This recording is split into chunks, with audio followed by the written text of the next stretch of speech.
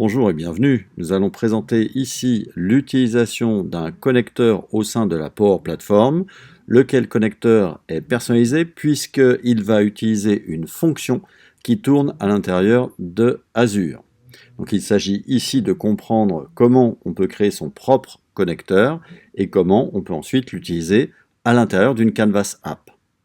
On notera tout de suite que ce connecteur pourrait être utilisé également dans un autre contexte de la Power Platform, c'est-à-dire dans un flux Power Automate.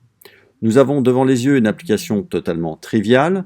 Elle nous permet d'indiquer un nombre de degrés Celsius et lorsque l'on clique sur Convertir, eh bien, on obtient un nombre de degrés Fahrenheit. Ici, un connecteur a été joint pour obtenir le résultat du calcul. Bien évidemment, on aurait pu mettre la formule directement dans l'expression low-code qui accompagne le bouton convertir, mais ici, pour l'exemple, on va aller demander ce savoir-faire de conversion de Celsius en Fahrenheit à une fonction distante en passant par un connecteur. Si on quitte le mode de test ici, on revient en mode édition. Observons ce qui se passe derrière l'événement onSelect de ce bouton. Eh bien, c'est très simple. Il s'agit ici de définir une variable qui va s'appeler température convertie et sa valeur va être obtenue par la sollicitation d'un connecteur qui va nous exposer une méthode getConvertTemp. Cette méthode attend qu'on lui passe un tableau composé d'une température. La température proviendra du texte saisi dans un text input et le type de conversion est fixé ici arbitrairement à Celsius vers Fahrenheit. L'ensemble de l'appel de cette méthode va retourner un objet dans lequel il y a un attribut résultat.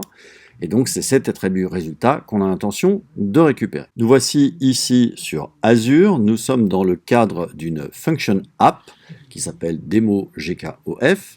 Et cette function app eh bien, ne nous montrera pas son code puisqu'elle a été développée dans Visual Studio et ensuite publiée dans Azure. Il s'agit ici d'une fonction qui demande simplement donc 2 paramètres et ensuite calcule la conversion Fahrenheit ou Celsius de la température qu'on a envoyée.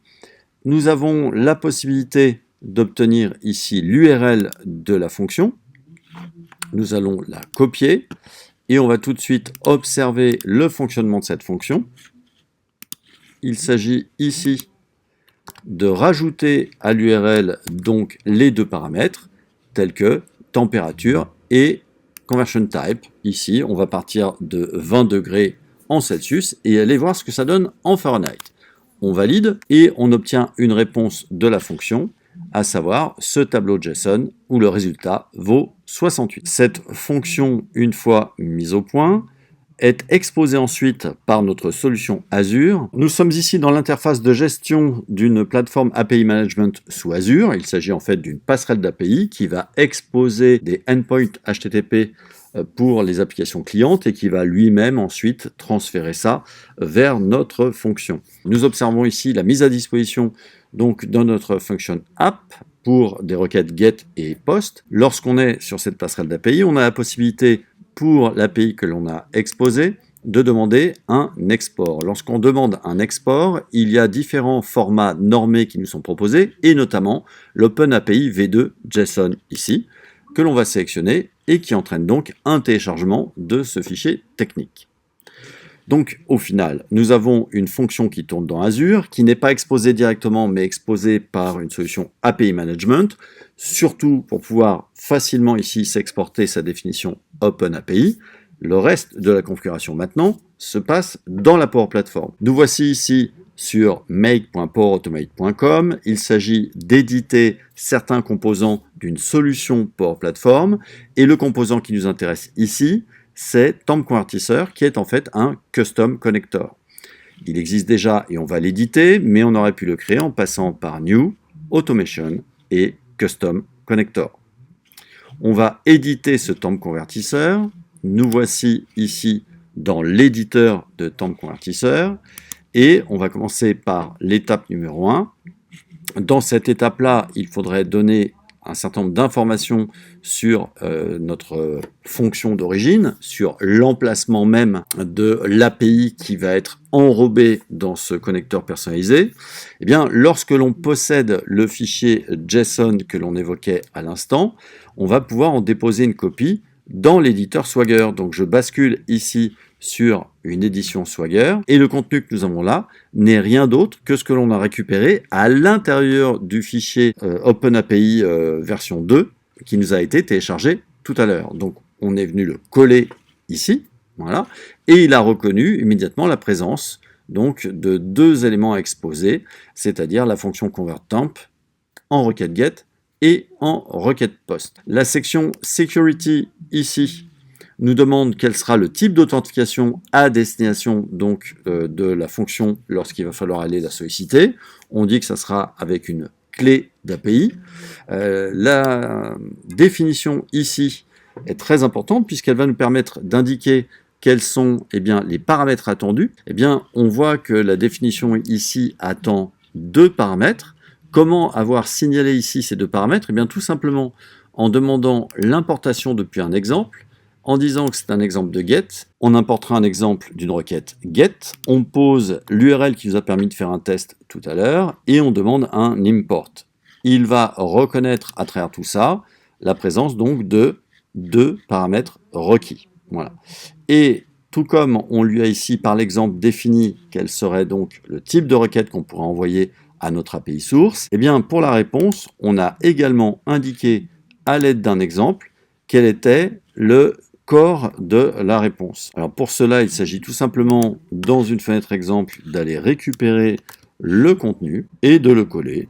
Ainsi, lorsqu'on importe, il reconnaît que l'on va récupérer un objet qui aura un membre nommé résulte. Ceci fait, on pourrait passer également sur l'onglet code pour définir quelques règles de transformation par du code des réponses et requêtes d'ailleurs qui sont faites au travers de ce connecteur. Ça ne sera pas le cas pour nous. On va passer directement au test.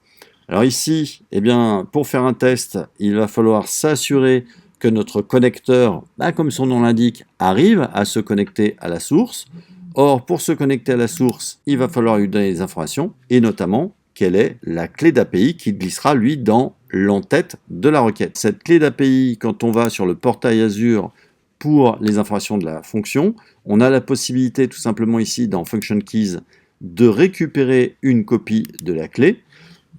On va pouvoir donc, au niveau du connecteur, indiquer quelle est la valeur de cette clé, demander la création d'une connexion. Nous pourrons ainsi revenir au niveau des tests, et avec ce nouveau connecteur qu'on vient juste de créer, on va pouvoir procéder à un test, la température de 10 degrés Celsius, de Celsius vers Fahrenheit, si on teste l'opération, doit nous retourner une réponse égale à 50. Et en effet, on a une réponse avec un statut 200, le résultat est bien 50. Voilà. Donc a priori, le connecteur fonctionne. Ceci fait, ensuite il faut en demander la sauvegarde ou éventuellement l'update, et ensuite aller l'utiliser dans la Power Platform. De retour sur la Power Platform, dans l'interface de création d'une Canvas App, nous avons la possibilité ici d'indiquer quelles seront nos sources de données. Or, on voit dans cet exemple que Demo GKOF, qui est le nom du connecteur personnalisé dans cette Power Platform, est déjà présent. Alors on notera qu'il est repéré comme étant un connecteur premium, ce qui veut donc dire que si je veux pouvoir faire profiter à des utilisateurs d'une Canvas App qui utiliserait un connecteur personnalisé, il faudra que mes utilisateurs soient équipés de licences premium. Bon, ceci dit, pour ajouter le connecteur, il s'agissait dans Add Data de rechercher ici ce type de connecteur, et en tapant Demo GKOF, il dit « Ah oui, j'ai un connecteur qui s'appelle d'ailleurs Temp convertisseur, puisque c'est le nom que je lui ai donné quand je l'ai enregistré. » À ce moment-là, le connecteur est donc présent, et on peut, dans le code, utiliser l'expression qu'on a vue tout à l'heure. Donc on s'intéresse ici à notre connecteur, il expose des méthodes telles que get convertTemp et post convertTemp, et ensuite on a passé les paramètres qui étaient nécessaires. Et ainsi, eh bien, on bénéficie d'un connecteur personnalisé qui nous rend donc ici le service de conversion de température, qui est complètement anodin puisqu'il n'y a pas de savoir-faire exclusif du côté de l'API. Demander à une API ce genre de conversion n'est pas véritablement nécessaire, mais au moins ça nous permet de voir comment elle joue son rôle. Maintenant, pour terminer, on peut se tourner vers Power Automate. On peut demander la création ici d'un nouveau flux de cloud, un nouveau flux de cloud qui sera simplement déclenché à la main, et un nouveau flux de cloud qui, pourquoi pas, appellerait notre convertisseur. Eh bien, ce qu'on veut simplement observer ici, c'est que si on fait une recherche comme ceci sur le nom de notre convertisseur, eh bien, il est bien présent. Il y a bien un temp convertisseur qui est là, qui expose des actions telles que convert temp. Alors, pourquoi deux actions? Il y en a une façon get, il y en a une façon post. Alors, même si ça ne transparaît pas ici. Voilà. Et du coup, il faut se connecter.